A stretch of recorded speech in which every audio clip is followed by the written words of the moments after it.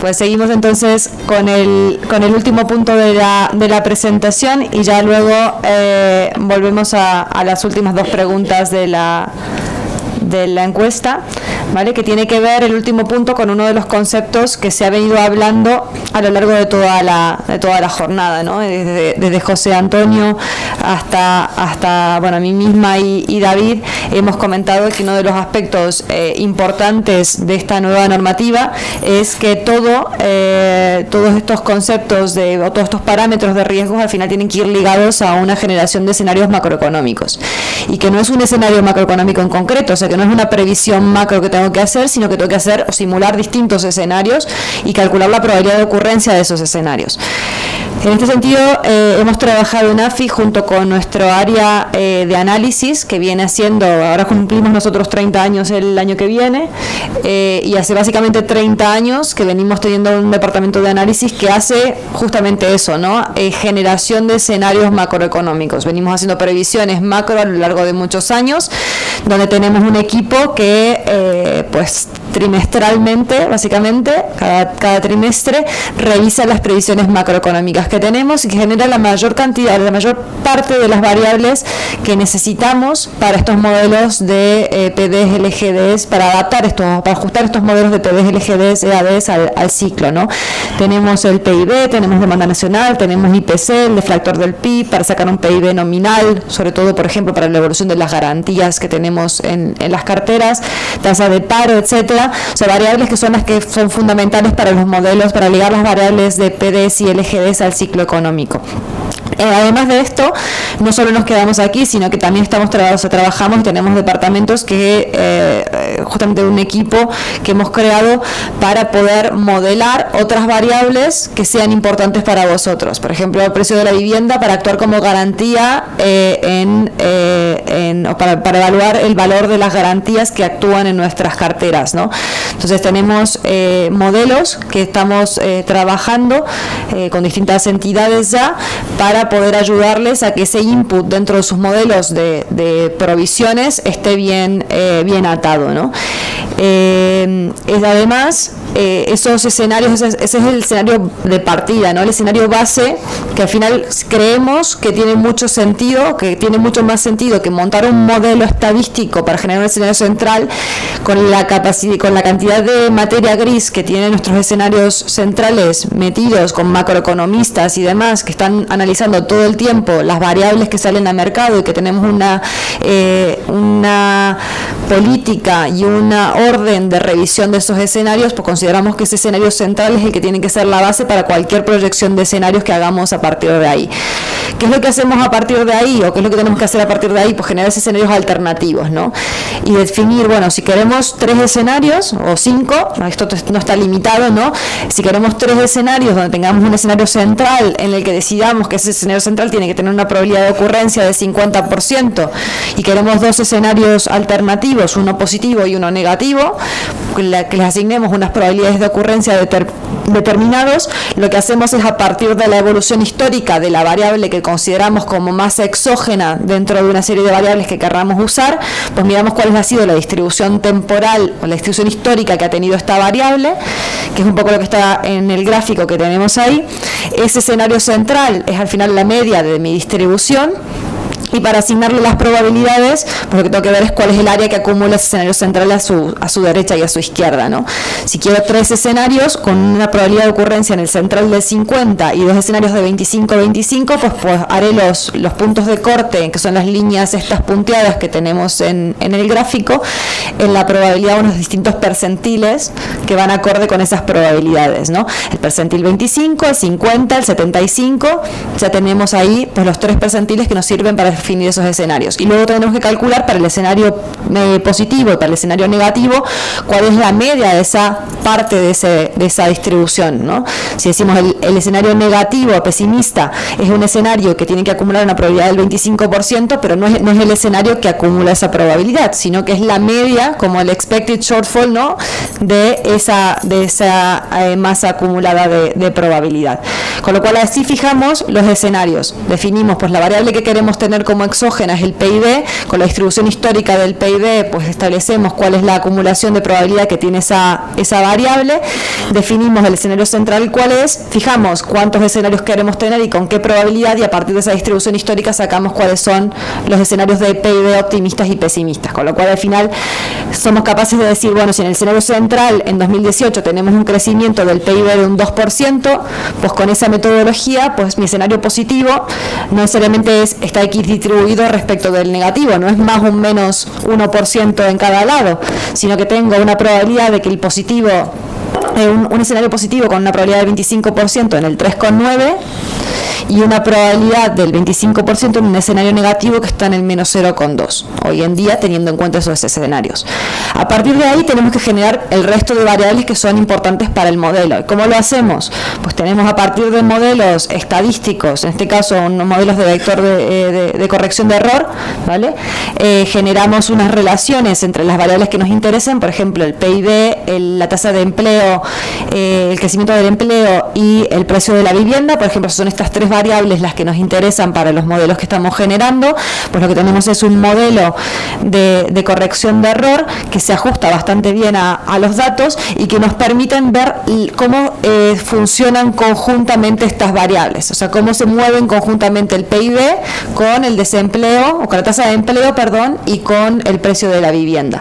Con lo cual podemos simular, bueno, si yo he fijado que los escenarios los voy a establecer en el PIB, ¿cuál es la evolución del empleo que es congruente con ese PIB que he fijado como escenario positivo o escenario negativo?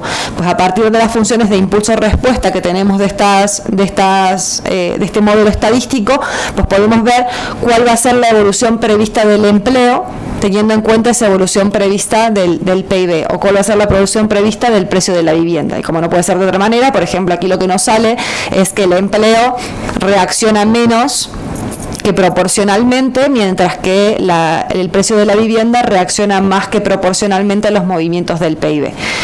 Con eso, pues podemos generar, pues al final los distintos escenarios, ¿no? El escenario optimista, el escenario pesimista, el escenario central para cada una de estas variables, y con un poco la lógica que comentó David antes, de que al final, bueno, los escenarios a lo mejor lo que podemos tener más certidumbre es que es lo que va a pasar a 3 años vista, y luego a partir de ahí pues lo que tiene que haber es una convergencia, una situación más tendencial, ¿no? Pues teniendo en cuenta este comportamiento y la reacción que tienen estas variables respecto del PIB, somos capaces de modelar pues cuál es la evolución prevista de estas variables que os servirían de input para hacer los cálculos de las pérdidas esperadas ante los distintos escenarios. Entonces tendríamos el escenario optimista, el central y el pesimista. En este caso son 3, pero podríamos trabajar con 5 o 7 los escenarios que querramos, porque la metodología está preestablecida para ello, ¿no?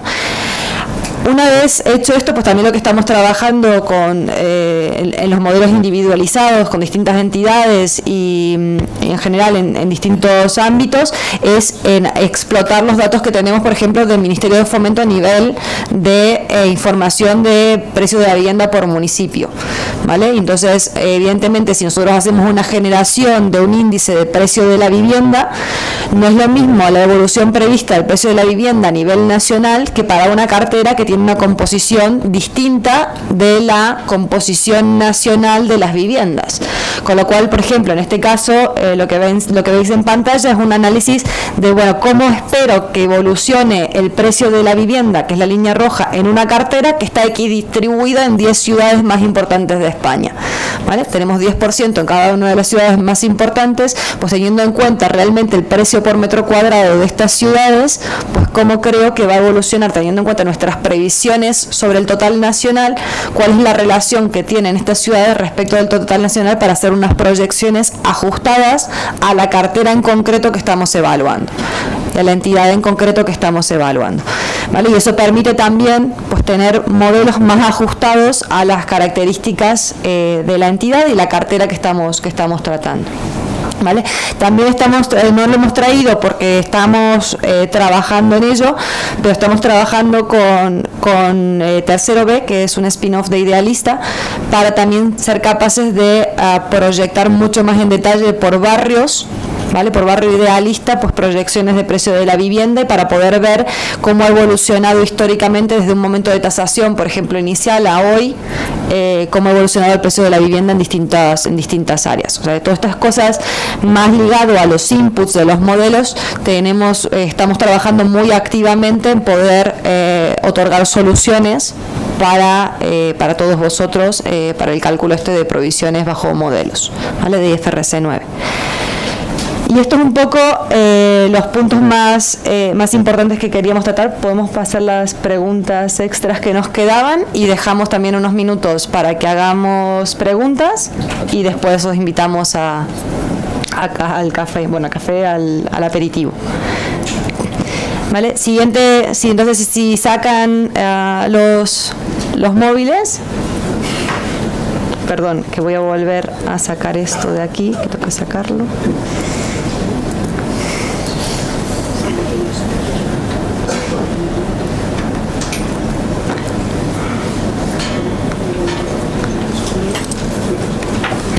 Vale. La siguiente pregunta que os vamos a plantear es si estáis dimensionados, un poco en función de todo lo que hemos hablado, para asumir la implantación de IFRS 9. ¿Vale? Dado que la mayoría tenemos que empezar a trabajar,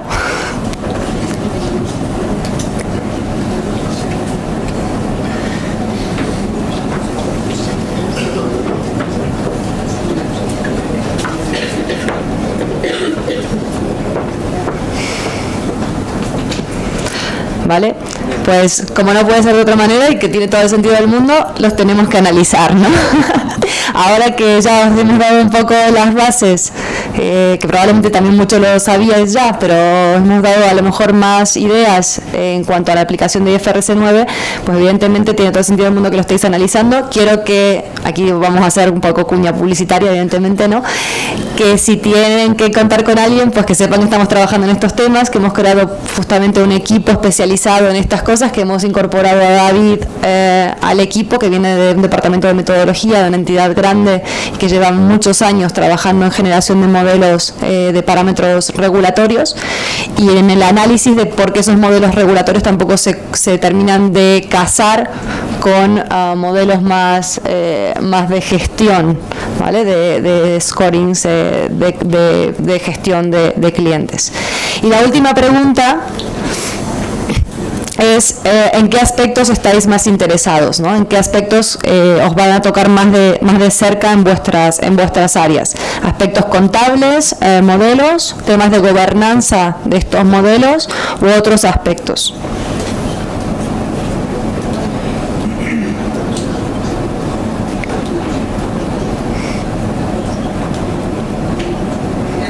Ya está. Pues fundamentalmente aspectos contables y de modelos. Muy bien. Pues aquí tenemos al especialista contable para si tenéis dudas ahora, aprovecharlo y preguntarle. Y en temas de modelos, pues también os queremos dar una mano en lo que podamos. Dejamos unos... Sí, abrimos unos minutos. Yo creo que increíblemente hemos ido con el tiempo programado, o sea que disponemos de algunos minutos por si tenéis alguna cuestión relativa a cualquiera de los temas que hemos tratado en la jornada. Sí, que si la gente que está por Webex también quiere preguntar, está el chat abierto. Sí, me comentan con razón que quienes estéis conectados de forma habitual también podéis lanzar vuestras cuestiones a través del chat que está abierto.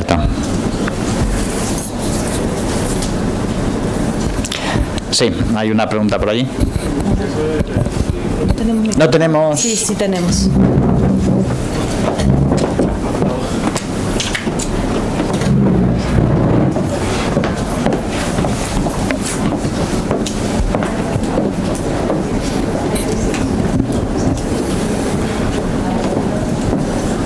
Sí, la verdad, simplemente para ver si podríais dar alguna pincelada de...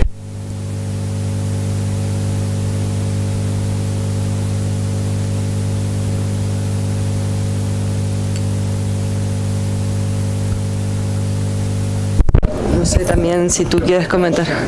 Claro, esto es un tema final de supervisión, ¿no? Como dice José Antonio. Realmente la IFRS 9 no se mete en eso. O sea, simplemente la norma lo que te dice es un poco cómo tenés que calcularlo. No está hablando de cómo va a ser la supervisión del tema. Sí tenemos una idea, porque la nueva circular de provisiones, que al final establece un poco mucho más estricto el tema de gobierno del dato, el tema de gobernanza de todo lo que es tema de provisiones, ¿no?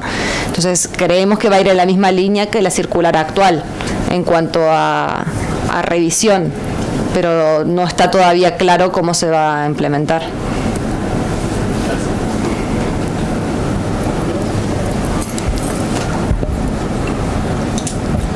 ¿Más? Aquí hay una pregunta por Webex, si es posible bajar de etapa 2 a etapa 1. Pues si quieres tú. Sí, aquí simplemente decir que la transición entre estados está definida y recogida en la propia circular.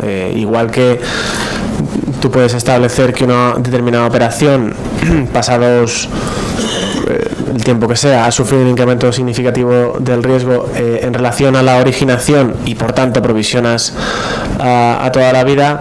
Si pasado el tiempo vuelves a comparar con la originación y no hay o no has cruzado ese umbral de incremento significativo, esa operación iría de nuevo al Stage 1. O sea que sí, hay transición entre estados. En los dos sentidos. En los dos sentidos. Más dudas. Allí. Sí. Habéis mencionado que la aplicación del IFRS es para, o entró en vigor en 2018, entendido, para entidades cotizadas. Las que no son cotizadas, ¿cómo se tiene? Entra en vigor para todo. Ahí pasarle a José Antonio. Sí. Maribel. Vale. Sí, en realidad lo que sucede es que la NIF 9 está siendo estudiada por la Unión Europea para convalidación.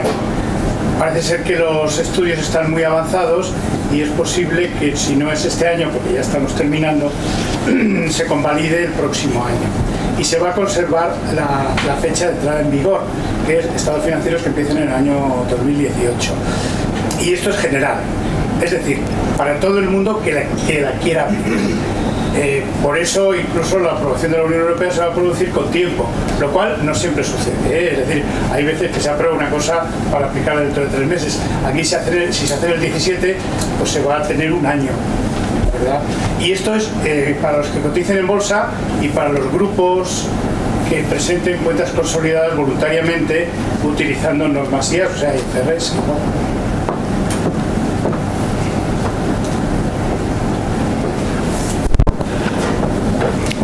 ¿Una cuestión más?